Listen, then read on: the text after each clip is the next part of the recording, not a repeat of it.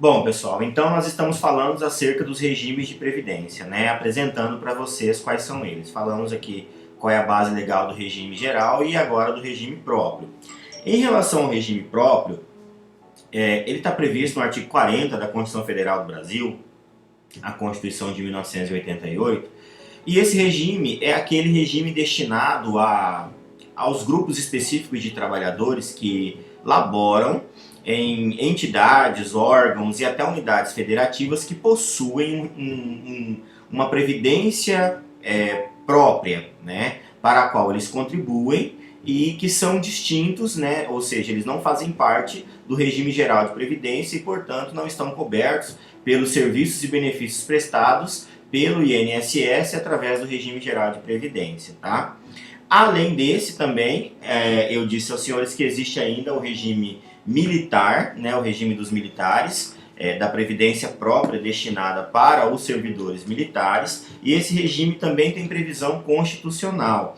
Ele está previsto no artigo 142 da Constituição Federal, parágrafo 3º, tá bom? Inciso 10º, ele fala sobre a organização do regime de previdência para os militares. E, para além disso, né, ainda há o regime de previdência que é denominado como Plano de Seguridade Social dos Congressistas.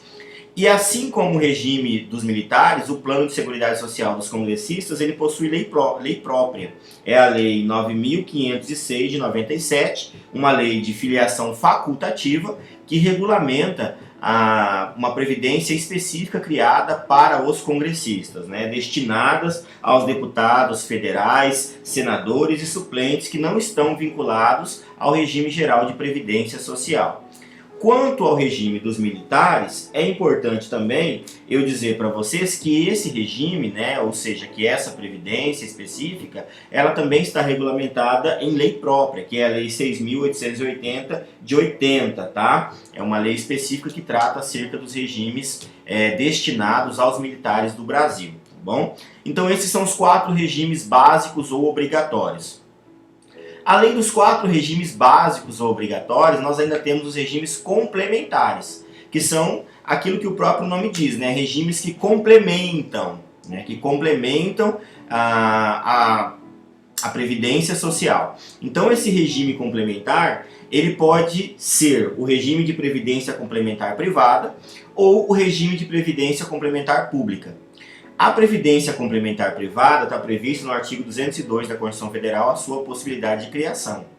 Já a previdência complementar pública, né, ela está prevista no artigo 40, parágrafo 14, ao parágrafo 16 da nossa Constituição Federal também. Então pensa bem, o regime obrigatório, ele vai destinar um valor X, né, de salário, com teto, com piso, aos seus filiados, aos seus assegurados. Para além do regime básico e obrigatório, é possível que a pessoa, se assim o desejar, se filie a um regime específico, denominado regime complementar, com o objetivo de complementar a sua renda. Né? A gente sabe que no regime geral de previdência, o teto, né, de salário é de 6 mil e pouquinho. Então, ainda que a pessoa ganhe 15, 20 mil por mês, filiada ao regime geral de previdência, quando ela vier a se aposentar, ela apenas receberá um salário voltado com teto, né? Um salário filtrado pelo teto da Previdência Social, segundo o regime geral de previdência. E, para a realidade daquele cidadão que tinha uma renda maior, esse valor é insuficiente. Diante disso, esse cidadão pode, se assim o desejar, se filiar a um regime complementar de previdência.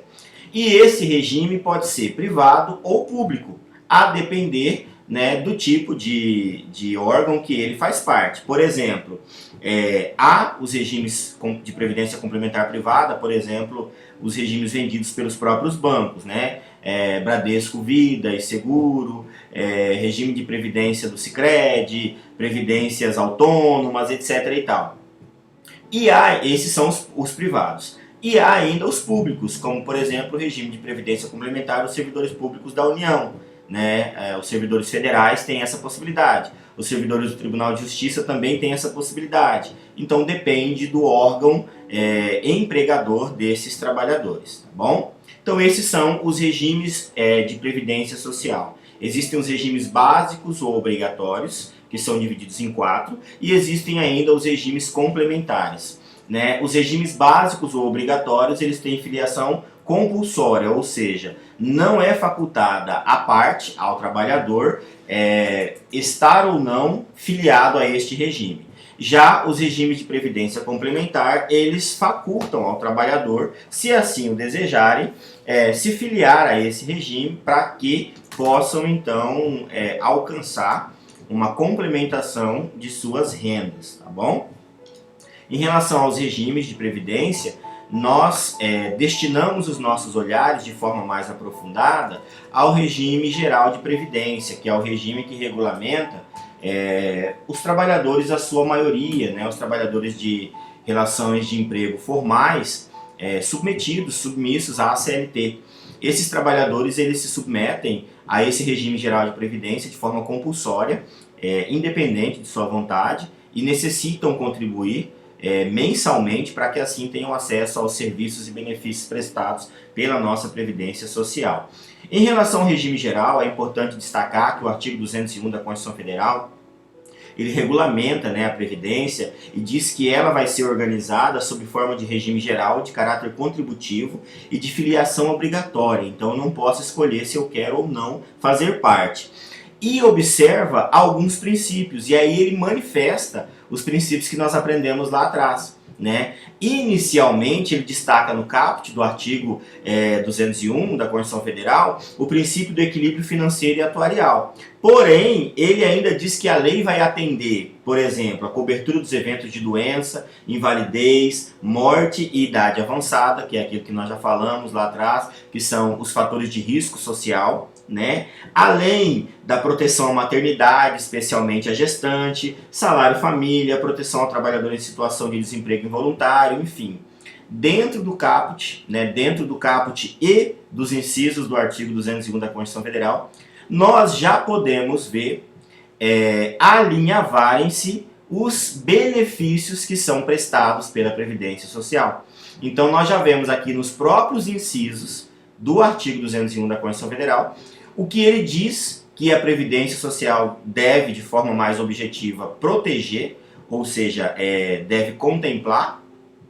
E nós vemos então a estruturação mínima, o enraizamento, né, dos benefícios que serão prestados pela Previdência Social, que são aqueles que nós vamos aprender agora, daqui adiante, tá bom? Então, nós entraremos especificamente dentro dos benefícios prestados pela Previdência Social